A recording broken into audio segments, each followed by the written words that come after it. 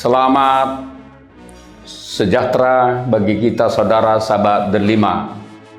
Pada hari ini saya mengupas beberapa bagian untuk khotbah pada minggu ini yang tertulis dalam kitab Efesus pasal 4 ayat 25 sampai dengan ayat 32. Tetapi saya membaca firman Tuhan bagi kita sekalian.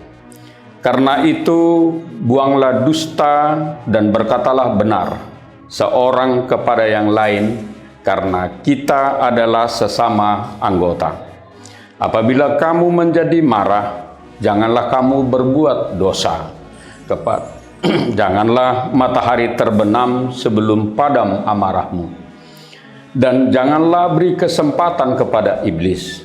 Orang yang mencuri, janganlah ia mencuri lagi, tetapi baiklah ia bekerja keras dan melakukan pekerjaan yang baik dengan tangannya sendiri, supaya ia dapat membagikan sesuatu kepada orang yang berkekurangan.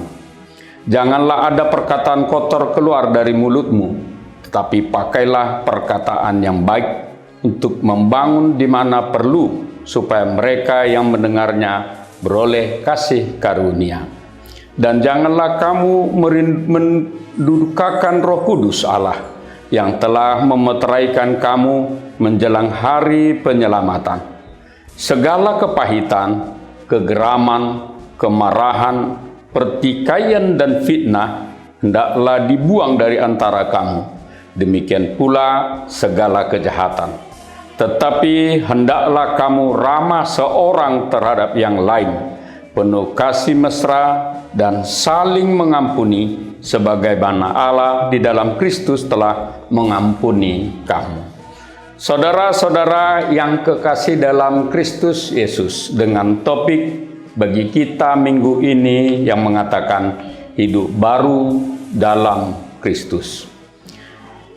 Topik ini tentu sangat mudah kita pahami, saudara-saudara, yang mengatakan hidup baru dalam Kristus.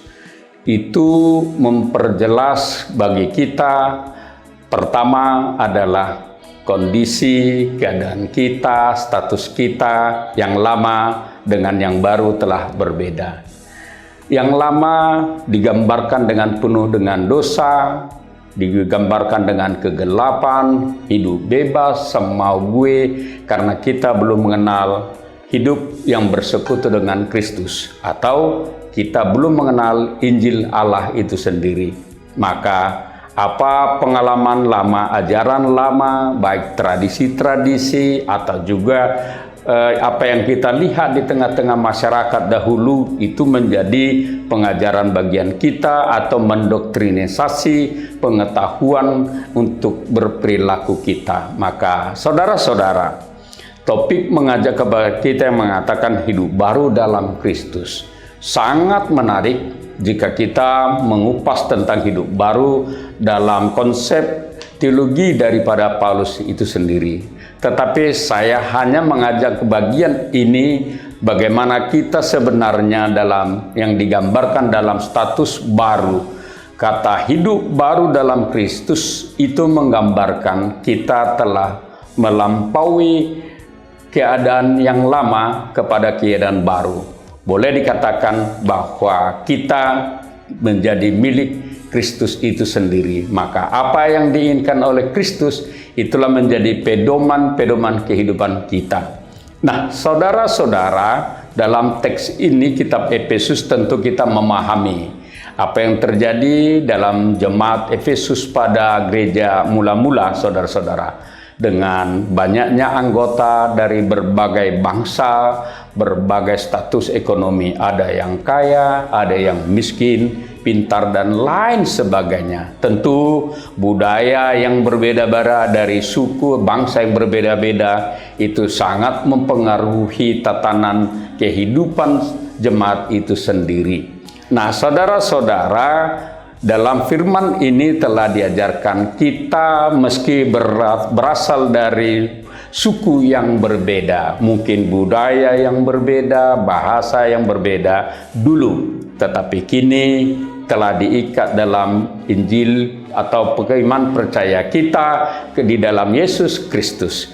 Bukan lagi berdasar pada budaya, bukan lagi berdasar pada status ekonomi ataupun yang dulu itu yang lebih kokoh bagi kita, tetapi di dalam persekutuan dengan Kristus itu menyamakan kita sama-sama dengan bahwa kita adalah satu di dalam tubuh Kristus. Untuk itulah saudara-saudara, Paulus mengajarkan di tengah-tengah kita firman Tuhan yang mengajarkan kepada kita seperti apa yang ditulis oleh Rasul Paulus dalam kitab Efesus pasal 25 ayat 32. Firman ini diajarkan tentunya menjadi pedoman dalam kehidupan setiap orang yang percaya yang telah mengalami atau mendalami dirinya bersekutu dengan Tuhan itu sendiri. Pertama dikatakan adalah ajaran kepada kita yang mengatakan saudara-saudara, yang mengatakan berhentilah berbohong. Itu yang sering kita persoalkan. Sebenarnya saudara-saudara, kita membaca firman ini, kita diajak untuk selalu positif, selalu kepada yang baik. Itu tanda-tanda hidup baru. Tanda-tanda kita telah diperbaharui oleh Yesus Kristus itu sendiri. Nah, ketika dia mulai mengatakan dalam ayat 25, buanglah dusta dan berkatalah benar. Dan kata dusta tidak ada dalam tatanan bahasa orang-orang yang percaya kepada Kristus. Nah, itu saudara-saudara, kata dusta itu menunjukkan ketidakbenaran, tentu itu kejahatan. Maka akibat daripada kata dusta kita tahu hidup ini tidak ada lagi dalam kebenaran. Itu adalah yang pertama, saudara-saudara, jangan berdusta. Kemudian ada yang kedua, ajakan kepada kita yang mengatakan firman Tuhan kita, saudara-saudara, janganlah menjadi marah. Dalam terjemahan yang lain, pasti dikatakan hendaklah kamu marah, saudara-saudara. Marah itu tidak baik, saudara-saudara. Karena akibat marah itu menunjukkan kepada kita kebencian, kedengkian.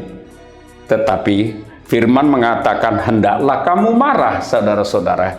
Nah, saudara-saudara, mengapa firman mengatakan demikian, saudara-saudara? Marahmu jangan menjadi dosa. Kita marah terhadap penindasan. Kita pasti marah terhadap ketidakbenaran. Kita akan marah terhadap segala yang bertentangan kepada kebenaran Alkitab atau firman Tuhan itu, atau terhadap apa yang tidak baik dalam kehidupan orang percaya. Nah, firman Tuhan mengajarkan kepada kita, marah yang tidak berdosa itu boleh diajarkan kepada kita, saudara-saudara, tidak menjadi berlarut-larut, tidak menjadi berlama-lama. Paulus mengajarkan, jangan matahari terbenam sebelum padam amarahmu.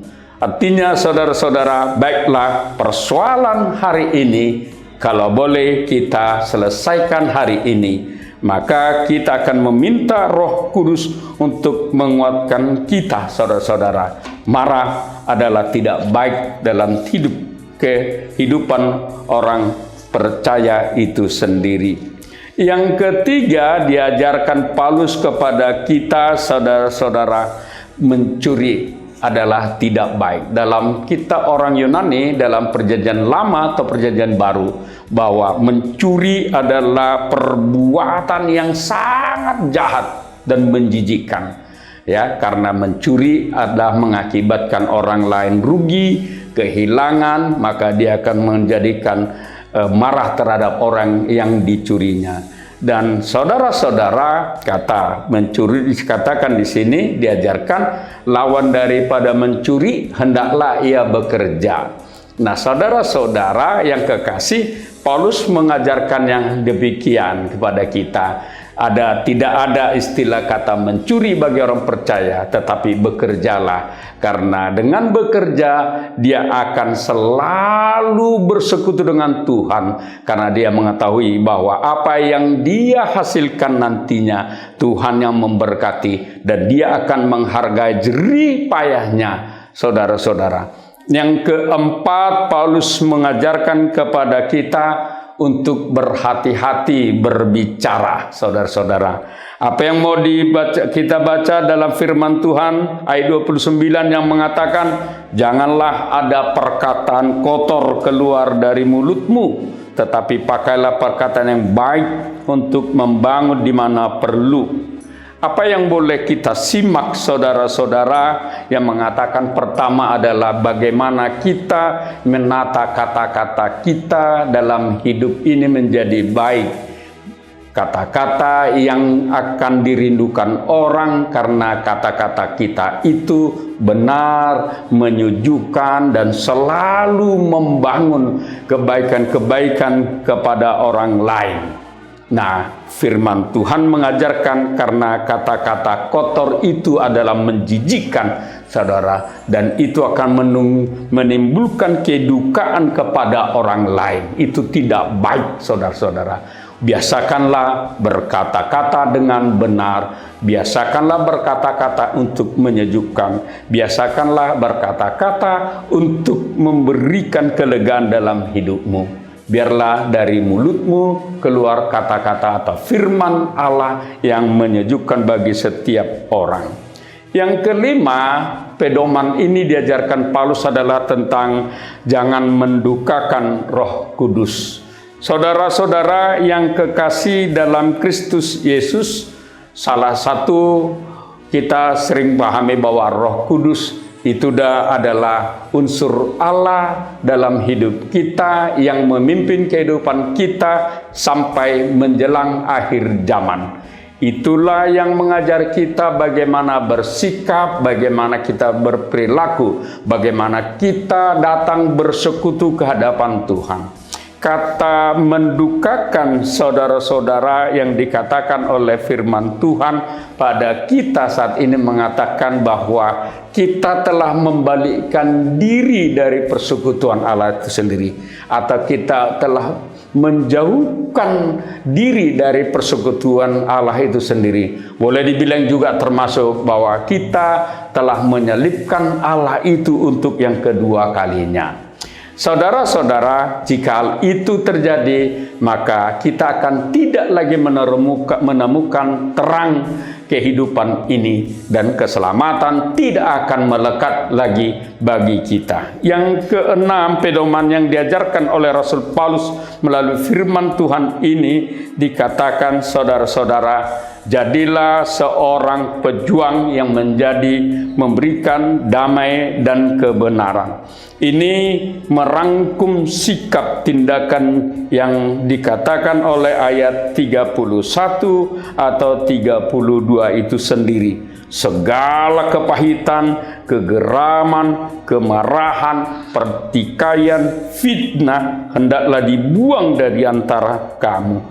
Sikap menjadi pendamai dalam hidup ini, saudara-saudara, dalam artian bahwa kita menunjukkan hidup kita telah diperbaharui, dan hidup yang diperbaharui ini, saudara-saudara, menghilangkan kata-kata fitnah, kegeraman, kemarahan, dan lain sebagainya. Kenapa, saudara-saudara? Di ayat 32 kita telah mengetahui bahwa kita telah diampuni oleh Allah itu sendiri. Kata damai itu merujuk kepada jadilah kamu pengampun terhadap orang lain, yang dengan begitu orang lain akan melihat dunia ini, hidup kita ini, bahwa kita di seputaran kerajaan Allah di dalam persekutuan dengan Tuhan Yesus Kristus itu sendiri. Saudara-saudara yang kekasih dalam Yesus Kristus, itulah firman Tuhan bagi kita, hidup baru dalam Kristus. Saudara-saudara, bagian dari perwujud nyataan, satu, kita telah diselamatkan, Kedua, bahwa kita adalah menunjukkan jalan, kita telah menjalani dalam jalan kehidupan yang telah Tuhan berikan kepada kita. Hidup baru dalam Kristus merujuk kepada jadilah berkat bagi orang lain, menunjukkan kebenaran dalam sikap dan tata cara hidupmu. Tuhan memberkati saudara-saudara sekalian. Amin.